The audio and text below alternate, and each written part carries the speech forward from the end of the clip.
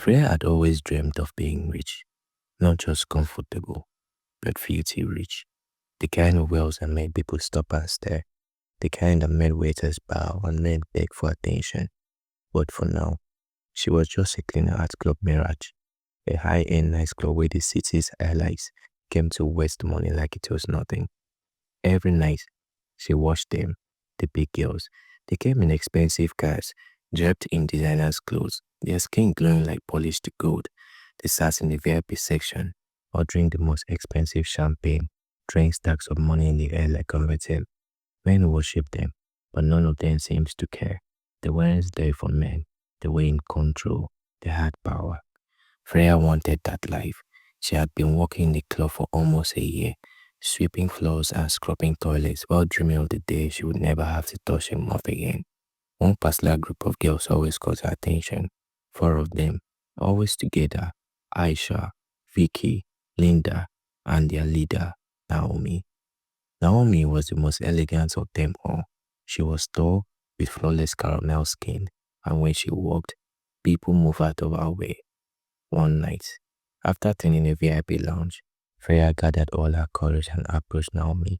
Her hands trembled as she spoke. "Good evening, ma. Please, I want to be like you." Naomi slowly turned, her glossy red lips curving into a smirk. "Like me?" Freya nodded eagerly. "I want to be rich. I want to have money like you." Naomi laughed softly and leaned closer. "Are you sure? Because once you enter, there is no going back." Freya swallowed hard. "I am ready." Naomi studied her for a moment, then reached into her diamond-studded purse, then pulled out a black and gold card, placed it in Freya's hand and whispered, "Call me when you're really ready." Then she walked away, her high heels clicking against the marble floor, leaving Freya staring at the card. For days, Freya couldn't stop thinking about it. She barely slept, she barely ate. She wanted to go, but fear held her back.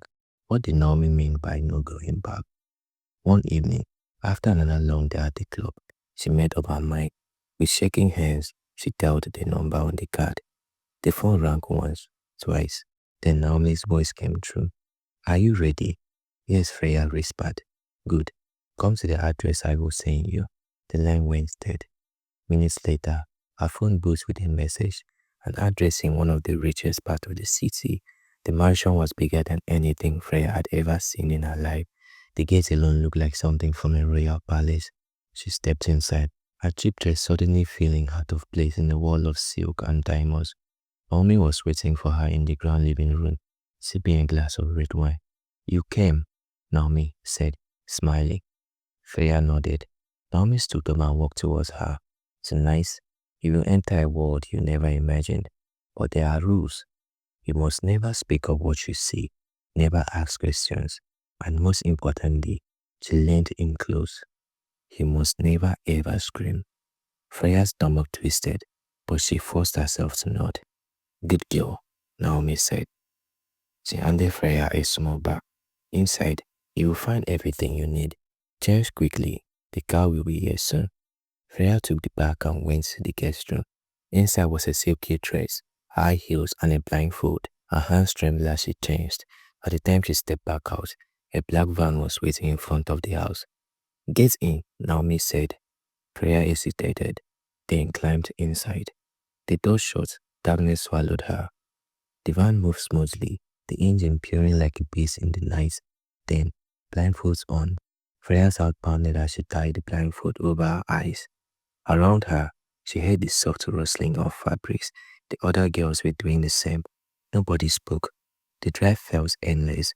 Freya could hear her own heartbeat, feel the cold sweat on her back. Then the van slowed. The doors opened. Someone took her hand, guiding her out. The air was different here, cool, fresh, but carrying a strange, almost ancient scent. They walked in silence, guided balloons in hands. Then she heard it, the sound of heavy doors creaking open. A voice spoke, deep, commanding. "Welcome." Blindfold was removed. Freya gasped. She was standing in the grandest mansion she had ever seen. The walls were marble, the chandeliers glowed like stars, and the air was thick with the sense of something intoxicating. Men in black suits stood in every corner, their faces hidden behind masks. Naomi stepped forward. Remember the rules. Do what you are asked. Never scream. Freya's legs felt weak. A marksman led her through a hallway lined with golden doors. They opened one and gestured for her to enter. Inside was a bedroom fit for a queen, silk sheets, soft lighting, a massive bed. Then she heard the door locked behind her, and she wasn't alone. A figure stood by the window, looking out into the night. Tall, broad shoulders, dressed in silk robe that barely covered his muscle chest. His presence was magnetic. He turned slowly, Freya's breath caught in her throat. His face was devastatingly handsome, sharp jawline, full lips, eyes like the sun, but her eyes trailed below, and that was where she saw it. His waist didn't end in his legs. It was a tail, a massive calling python tail. Freya's heart stopped. The man smiled, his voice like velvet. Don't be afraid, he whispered, stepping closer. After tonight, you will never want to leave. Freya falls pounded in her ears. The python man stood before her, his golden eyes glowing in the dim candlelight. He was dangerously handsome, the kind of beauty that didn't belong to this world. His upper body was sculpted like a god's, but from his waist down, the massive coils of a serpent shifted fluidly against the floor. She was terrified, but something about him, his presence, his voice held her in place. You are trembling, he murmured, stepping closer. Freya tried to steady her breathing. What are you? His smirk deepened, and he reached for her hand. His finger warmed against the skin. A secret, he whispered. One you now belong to. Freya swallowed hard. The air felt heavier now, charged with something she couldn't understand. Never scream. Do what you are asked. Naomi's warning echoed in her mind. This was how the rich girls make their money. This was the price. And yet, none of them ever spoke about it. Freya's breath came in shallow gaps as the man's finger trailed off her arms. His touch sent a strange heat through her, as if his skin carried some kind of magic. Relax, he whispered, his voice smooth and hypnotic. Let it go.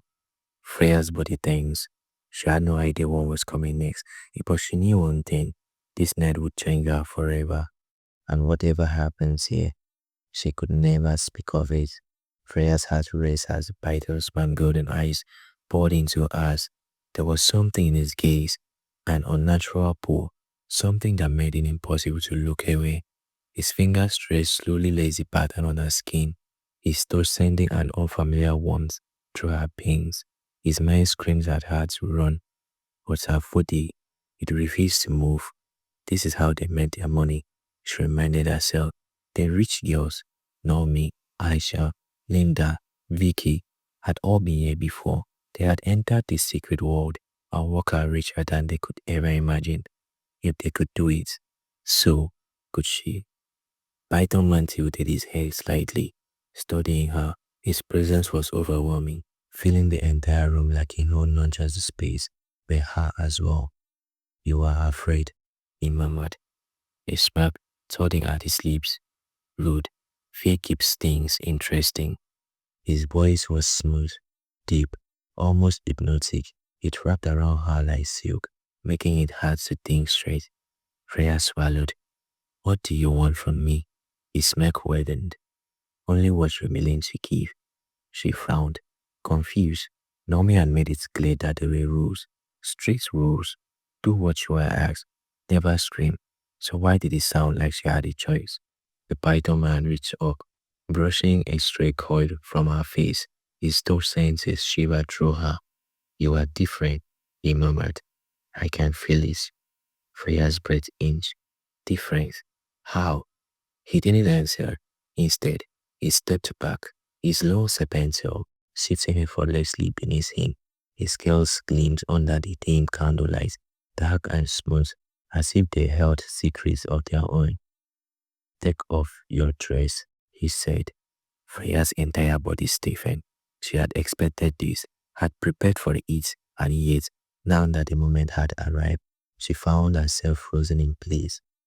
The Python man watched her closely, amazement flickering in his loading eyes. You were having second thoughts? Freya's mind spun. She wasn't naive. She knew what the night was about. She had made a choice when she stepped into the caravan, when she let them blindfold her and bring her to this secret place. But something about this felt different. It wasn't just about money. It wasn't just about pleasure. There was something else happening here. Something she didn't understand. The Python man took another slow step forward, his massive tail shifting as he moved. He reached out again, his finger brushing against her shoulder. Relax, Freya, he murmured. This is just the beginning. Her breath caught in her throat, yet air felt heavier now, charged with something unseen. And deep down, Freya knew whatever happened next, it would change her forever. That night, Freya surrendered to the Python's man. She gave into his touch, to the strange hypnotic energy wrapped around her like a spell. His golden eyes never left her as he pulled her into a world she had never known, the world of dark pleasure and power. His serpent tail curled around her, moving with an unnatural grace, making her feel small, fragile, completely at his mercy. She loved it. By the time it was over, she was no longer the same Freya. She lay there in the massive silk covered bed, gasping for breath, her body trembling from exhaustion. The Python man sat beside her, watching with a knowing smirk. You did well, he murmured, running his fingers lazily down her arms. You will be rewarded. Freya barely had the strength to respond, but she didn't need to. She had passed the days. When morning came, she was blindfolded again. Just like before, a same black van picked her up and drove her back to an unknown part of the city. When she removed the blindfold, she found herself standing outside her small apartment. Everything looked the same, but she had changed. Freya's barely had time to process what had happened before her phone buzzed. Her bank alert. Her heart nearly stopped when she saw the amount. 50 million naira. Her hands trembled as she stared at the numbers. The kind of money she could only dream about was now hers. She didn't have to scrub floors at Club Mirage anymore. She didn't have to worry about rent, food, or anything else. She had stepped into a world of rich girls, and there was no going back. The transformation happened quickly. The next time she walked into Club Mirage, she wasn't a cleaner anymore. She was in the VIP section, dressed in designer clothes, sipping champagne with Nomi and the others. The same people who had ignored her before now whispered her name. Men who had never looked at her before now begged for attention. She had become one of them. Freya bought herself a new apartment in the heart of the city, a penthouse with a floor-to-ceiling windows, marble floors, and closets filled with expensive clothes. She drove luxury cars, traveled to exotic destinations, and never thought twice about spending millions in a single night. But no matter how much money she had, no matter how many parties she attended, she always returned to his secret place. She couldn't stop herself. She was addicted to the mystery, addicted to the power, addicted to him. Each time she was blindfolded, picked up in the black van, and taken to the hidden mansion, she felt the same rush of excitement, and each time she left, she was richer than before. She never spoke of it. She never asked questions. She just kept going back, again and again and again. And Freya knew, no matter how much she had, no matter how high she climbed, she would always belong to the Python man.